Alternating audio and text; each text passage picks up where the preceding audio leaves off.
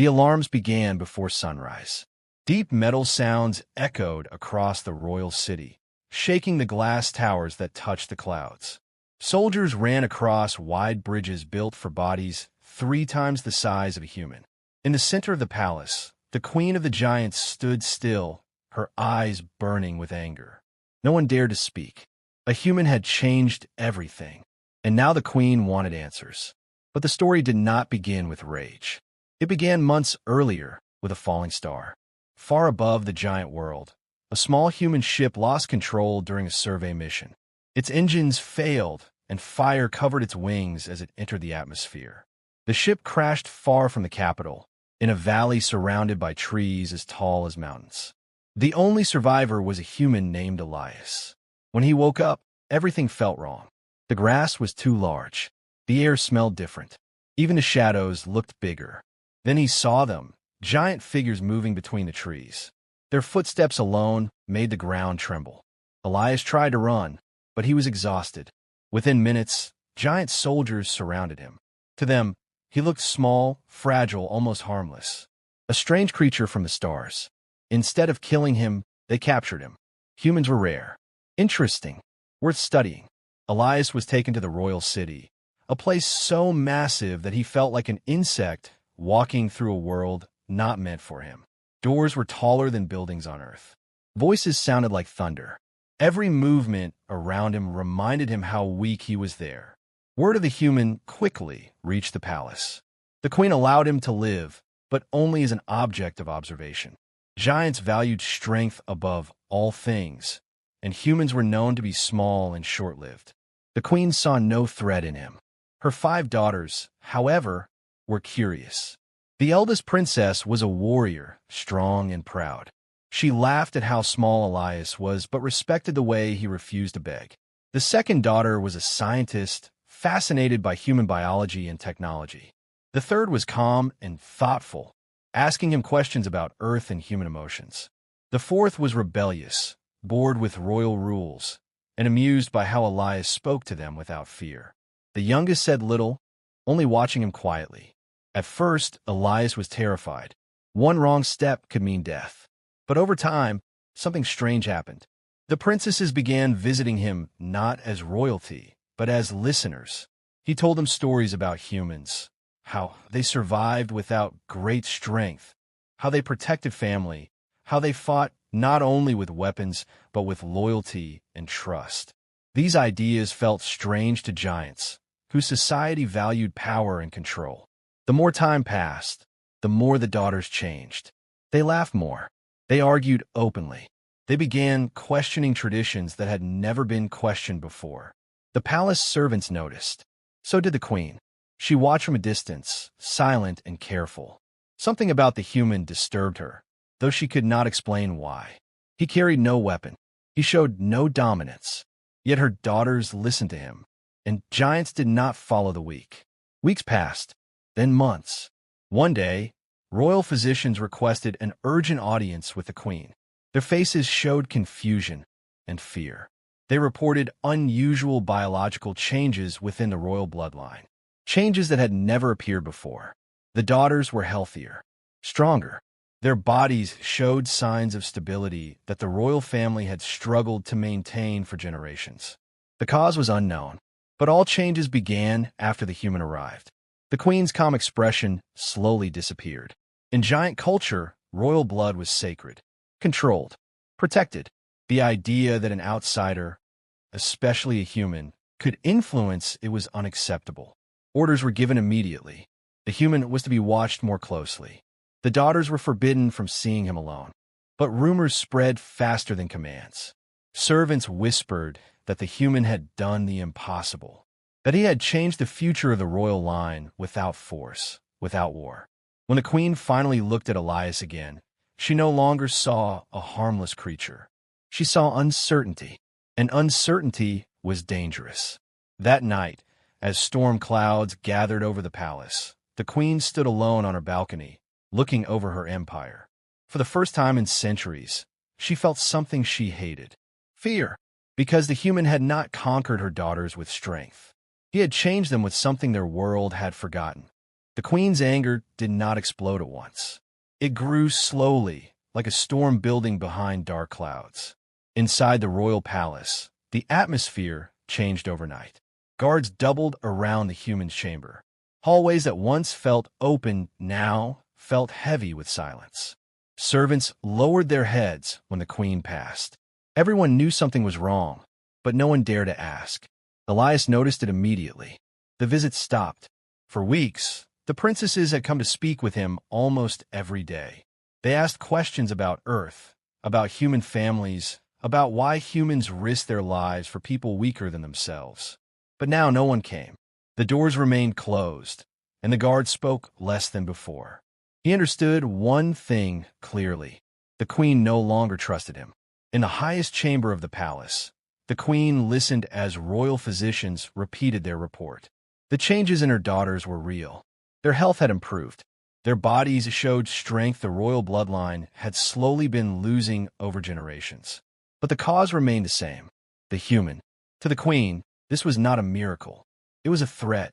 Giant society survived on order. Bonds were arranged for power and stability, never for emotion. Feelings created unpredictability, and unpredictability destroyed empires. The queen had spent her entire life protecting her people from chaos. Now a single human had brought change without permission. Her voice filled the chamber like thunder. The human has influenced them, she said. That alone is enough. Some advisors agreed immediately. Others remained silent. They could not deny the results were positive, but questioning the queen was dangerous. Meanwhile, the 5 daughters argued among themselves for the first time. The warrior princess believed the queen was overreacting. The scientist insisted the human had done nothing wrong. The changes were natural and beneficial. The calm third daughter tried to keep peace, reminding them that their mother feared losing control. The rebellious fourth daughter openly demanded Elias be released. The youngest remained quiet, but her silence carried worry. They all knew what could happen next. Execution was not uncommon for outsiders who threatened royal stability. When the queen ordered Elias moved to a guarded prison chamber, the daughters finally confronted her. The argument shook the palace walls. "He did not harm us," one said. "He only spoke to us," another added. "He treated us like people, not symbols." But the queen's expression did not soften. "That is exactly the problem," she replied. To her, the danger was not physical. It was emotional. The daughters were changing, questioning traditions, speaking openly, choosing for themselves. These were things giants had abandoned long ago to survive their violent history. Emotion led to division. Division led to war. The queen refused to let history repeat itself. Days passed. Elias remained imprisoned, confused but calm. He did not understand what he had done wrong. He had never tried to change anyone. He had only answered questions honestly. One evening, the scientist princess secretly visited the royal laboratories again. She searched through old records, comparing data from generations past. What she found shocked her.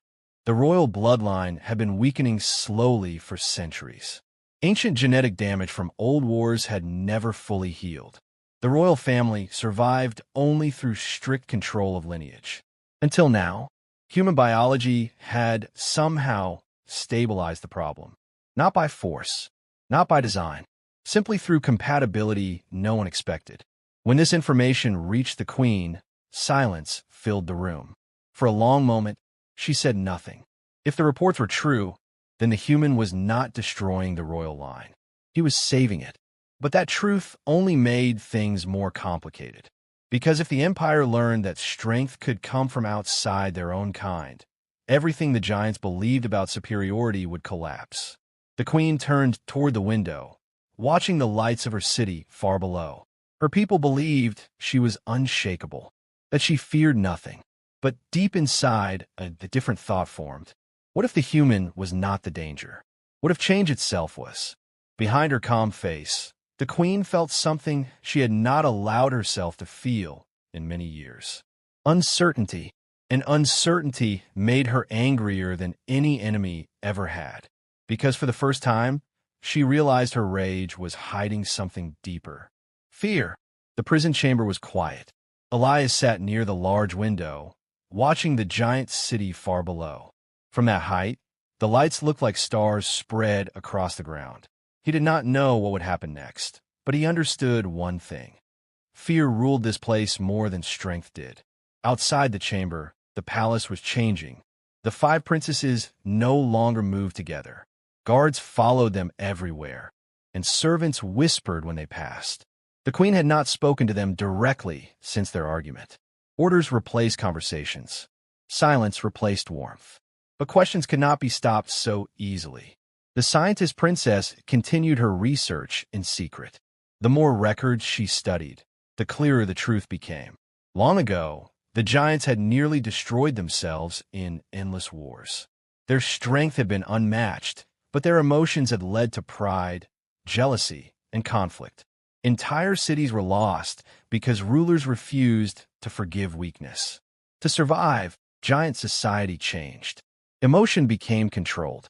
Bonds became political. Children were raised to serve the empire before themselves. Over generations, the giants became stable, but also cold. They survived, but something inside them slowly disappeared. The calm third daughter began visiting the lower levels of the city, speaking with workers and soldiers. She noticed something strange. Many giants admired the human quietly. Stories had spread about how he spoke respectfully to everyone, even guards. He listened instead of commanding. For giants, this behavior felt unfamiliar, yet comforting. The rebellious fourth daughter grew angry at the restrictions. She openly argued with royal officers, demanding to know why the human was treated like a criminal when he had harmed no one. Her defiance spread unrest among younger soldiers who already questioned old traditions. The warrior princess struggled the most. She had always believed strength solved everything. But she remembered the day Elias helped injured workers after a construction accident. He had been terrified, standing among giants and falling debris, yet he still ran forward to help. He had no power, no size, no advantage, only choice. That memory stayed with her. Meanwhile, the youngest princess continued watching silently. She visited the prison only once, standing far from Elias without speaking. He noticed sadness in her eyes, as if she understood something others did not. The queen watched all of this from above. Every report reached her. Every whisper, every change. At first, she saw rebellion. But slowly, she began to see something else. The city felt lighter. Soldiers argued less. Workers smiled more. Small changes, barely noticeable but real. All of it began after the human arrived. One evening, disaster struck in the industrial district. A massive energy core malfunctioned, threatening to collapse an entire sector of the city. Panic spread quickly. Giant engineers struggled to contain it. Before orders could reach him, Elias escaped his guarded area during the chaos. The guards tried to stop him, but he ran toward the danger instead of away from it. To giants, it made no sense. Why would someone so small move toward certain death? Elias helped guide trapped workers through narrow passages too small for giant bodies. He used his smaller size to reach control panels others could not access. Hours later, the disaster was contained. Many giants survived because of him. When soldiers brought him back to the palace, exhausted and injured, something had changed. They no longer looked at him with amusement or suspicion. They looked at him with respect. The story spread across the city overnight. The queen listened silently as reports were delivered. No exageración, no emotion, just facts. The human had saved giant lives. Alone in her chamber, the queen remembered her daughters as children, laughing, running, unafraid. She realized she had not seen that happiness in many years. Strength had protected her empire, but it had also built walls around her family. Now those walls were cracking, and the cause was not war. It was kindness. Standing at her balcony, the queen looked over her empire again. For the first time, she questioned something she had always believed. Maybe strength was not only power. Maybe strength was the courage to change. Behind her, the palace lights dimmed as night covered the city. The queen closed her eyes, troubled by a thought she could no longer ignore. What if the human was not weakening her people? What if he was reminding them of what they used to be? The announcement spread across the empire before sunrise. A royal judgment had been called. In giant history, this meant only one thing, a decision that would shape the future of the entire world. Citizens gathered in the great arena below the palace. Soldiers stood in perfect lines. The air felt heavy, filled with expectation and fear. At the center of it all stood Elias. Compared to the giants around him, he looked impossibly small. Yet every eye in the arena watched him, some with curiosity, some with anger, others with quiet respect after hearing what he had done during the disaster. Above them, seated on her throne, the queen remained silent. Her expression revealed nothing. The 5 princesses stood beside her, but for the first time in their lives, they did not stand as obedient daughters. They stood as individuals, each carrying their own decision. The queen raised her hand, and the arena fell silent. "The human," she began, her voice echoing across the massive space, "has brought change to our world. Change without permission. Change without understanding our laws." Murmurs moved through the crowd. She continued, explaining the situation without emotion, the influence on the royal family, the unrest in tradition, the risks to stability. To many giants, her words made sense. Order had protected them for generations. Then she looked directly at Elias. "You may speak," she said. The arena grew quiet again. Elias hesitated for a moment. He knew he could not outmatch giants with strength or authority. So he chose honesty, the only thing he had ever offered them. "I never try to change anyone," he said simply. His voice sounded small in the massive arena, but the silence allowed every word to carry. "I only answer questions. On my world, strength is not enough to survive. Humans are small. We live because we help each other." Some giants frowned. Others listened carefully. "We protect family," Elias continued. "Not because we are ordered to, but because we choose to. I treated the princesses as people, not rulers. If that caused change, then maybe the change was already waiting." The words were simple, but they unsettled the crowd. The warrior princess stepped forward first. She admitted that the human had shown her courage without pride. The scientists spoke about the improvements in their health and the future it could bring. The calm daughter spoke about balance between strength and compassion. The rebellious one openly declared that fear of change was not strength at all. Finally, the youngest princess spoke softly. "He did not take anything from us," she said. "He reminded us how to feel." The arena fell into deep silence. This had never happened before. Royal daughters openly disagreeing with their queen in front of the empire. The moment felt dangerous, as if history itself was holding its breath. The queen watched them carefully. She saw not rebellion, but conviction. They were no longer children repeating lessons. They were choosing their own path, and that frightened her more than any enemy. For years, she had believed control was the only way to protect her people. Emotions had once nearly destroyed their civilization. She had sworn never to allow that chaos again. But now she faced a truth she could not ignore. Her daughters were stronger than before. Her people were calmer. The human had risked his life for giants who once mocked him. None of this matched the idea of weakness she had been taught. Still, tradition demanded judgment. The queen slowly stood from her throne. The entire arena lowered their heads. One command from her could end the human's life. Elias did not move. He simply looked up, accepting whatever decision came next. The queen raised her hand. Memories passed through her mind. War, loss, responsibility, and the fear of watching everything she built fall apart. But she also remembered her daughters laughing as children before duty replaced joy. For the first time, she questioned whether protecting the empire meant preserving the past, or allowing a future she did not fully understand. The arena remained silent. Seconds felt like hours. The queen's hand remained raised, and every giant waited for the final order. Because whatever she said next would decide more than the human's fate. It would decide whether the giants remained unchanged or stepped into something new. The queen's hand remained raised. The entire arena waited in silence. Thousands of giants stood motionless, watching their ruler. One word from her could end the human's life and restore everything to the way it had always been. Safe, controlled, unchanged. Elias did not look away. He knew he could not fight what came next. For the first time since arriving on the giant world, he felt calm. Whatever happened, he had spoken the truth. High above him, the queen finally lowered her hand.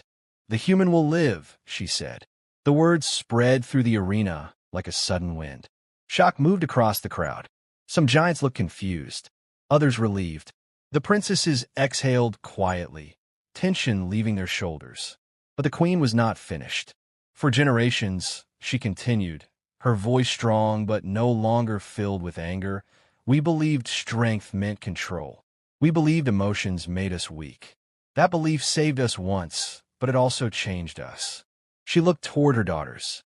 "And in protecting our empire, we forgot why it was worth protecting."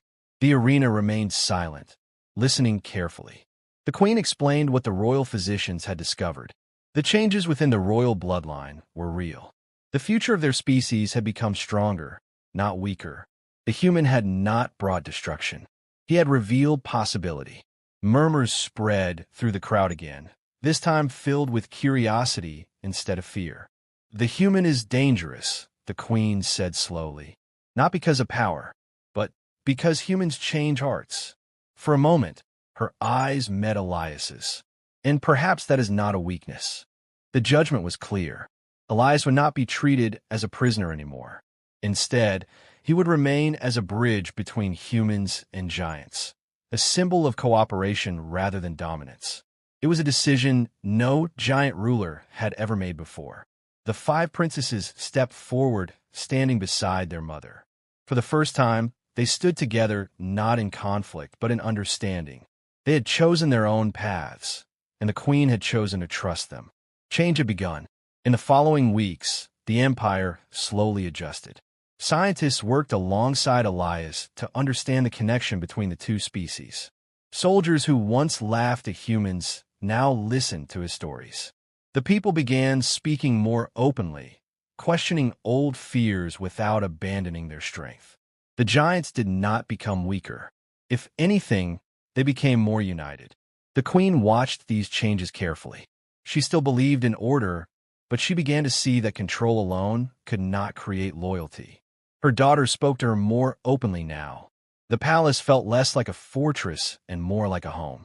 One evening, as the twin suns began to set, Elias stood on a high balcony overlooking the endless city. The world that once terrified him now felt familiar. Giant airships moved slowly across the sky. Lights filled the streets below. The youngest princess joined him quietly. "You changed our world," she said. Elias shook his head. "I didn't change anything. You were already ready to change." She smiled softly, understanding. Far behind them, the queen watched from the shadows. She realized something she had resisted for a long time. Strength was not only about protecting what existed. Sometimes it meant allowing something new to grow. Her rage had come from fear.